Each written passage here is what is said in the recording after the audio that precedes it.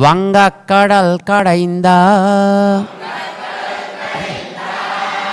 மாதவனை கேசவனை திங்கள் திருமுகத்து சேயிழையார் சென்றிறைஞ்சி அங்கு அப்பறை கொண்ட வாத்தை அணிபுதுவை பைங்கமல தண்டெரியல் பட்டர்பிரான் கோதை சொன்னா செங்கத்தமிழ் மாலை முப்பதும் தப்பாமே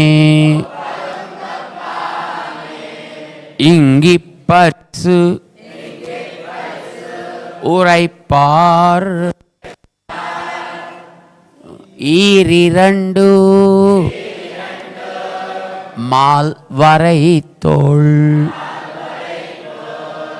செங்கண் திருமுகத்து செல்வத்திருமாலால்